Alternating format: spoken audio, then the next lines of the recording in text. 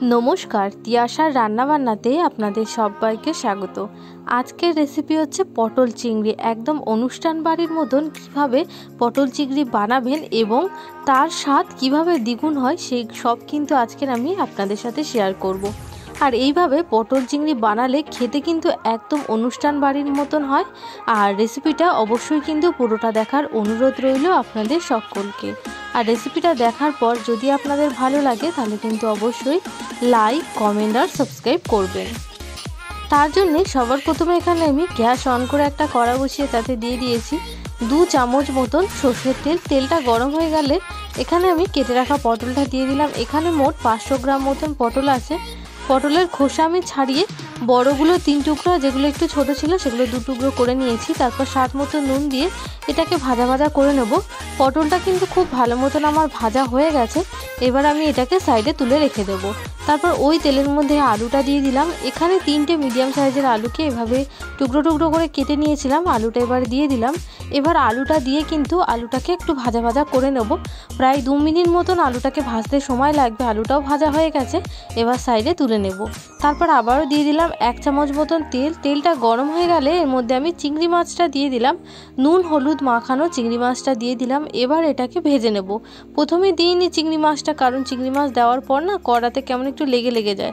ওই জন্য আমি প্রথমে পটল আর আলুটাকে ভেজে নিলাম, তারপর চিংড়ি মাছটা ভেজে সাইডে তুলে নিলাম। তারপর আবারও 2 চামচ মতন সর্ষের তেল দিয়ে তেলটা গরম হয়ে গেলে দিয়ে দিলাম একটা শুকনো লঙ্কা ফোড়ন হিসেবে। আপনারা এখানে 2টো শুকনো লঙ্কাও ব্যবহার করতে পারেন, যে যতটা পরিমাণে ঝাল খান সেই অনুযায়ী এখানে দিতে পারেন। তারপরে এখানে দিয়ে দিলাম 2টো মিডিয়াম সাইজের পেঁয়াজ কোচানো। এবার পেঁয়াজটাকে কিন্তু হালকা একটু ভাজা ভাজা করে নেব। পেঁয়াজটা হালকা ভাজা ভাজা হয়ে গেছে, এবার আমি আলুটা দিয়ে দিলাম। আলুটা দিয়ে প্রায় 2 মিনিট মতন কিন্তু আলুটা পেঁয়াজের সাথে একটু কষিয়ে নেব। তারপরে এখানে দিয়ে দিলাম 1/2 চামচ মতন নুন। নুনটা কিন্তু অবশ্যই স্বাদ মতন দেবেন, যে যতটা পরিমাণে নুন খান সেই অনুযায়ী কিন্তু এখানে অ্যাড করে দেবেন। তারপরে দিয়ে দিলাম একটা টমেটো কোচানো। এবার টমেটোটা দিয়ে প্রায় 2 মিনিট মতন কিন্তু এটাকে একটু কষিয়ে নেব, যাতে আলু পেঁয়াজ টমেটো সবগুলোর সাথে খুব ভালো মতন মিশে যায় এবং একটা সুন্দর ফ্লেভার আসে। তারপরে এখানে দিয়ে দিলাম 1/2 চামচ আদা বাটা, 1/2 চামচ রসুন বাটা আর 1 চামচ মতন কাঁচা লঙ্কা বাটা। আপনারা চাইলে এটা দিতেও পারেন অথবা নাও দিতে পারেন।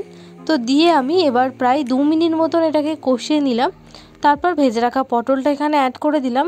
এবার পটলটা দিয়ে কিন্তু আবারও একটু ভাজা ভাজা করে নেব, যাতে পটল আলু সব মশলাগুলো খুব ভালো মতনভাবে মিশে যায়।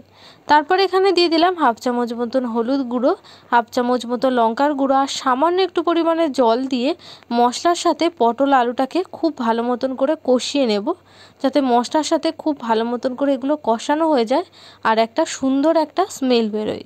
তারপরে এখানে আমি ভেজে রাখা চিংড়ি মাছগুলো অ্যাড করে দিলাম, যাতে এর সঙ্গে একটু ভাজা ভাজা হয়ে যায় আবারও, আর এর সাথে সাথে খুব সুন্দর একটা ফ্লেভার মিশে যায়। তারপর এখানে দিয়ে দিলাম 1/2 চামচ জিরের গুঁড়ো, 1/2 চামচ ধনের গুঁড়ো দিয়ে আবারও প্রায় 2 মিনিট মতন করে কিন্তু এটাকে কষিয়ে নেব। তারপর এর মধ্যে আমি 1/2 কাপ মতন জল অ্যাড করে দেব।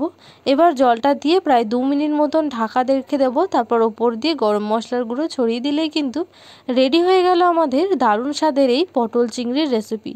যদি আপনাদের ভালো লাগে তাহলে কিন্তু অবশ্যই লাইক, কমেন্ট, সাবস্ক্রাইব করবেন। আর এভাবেই আমার পাশে থাকার অনুরোধ রইল আপনাদের সবাইকে।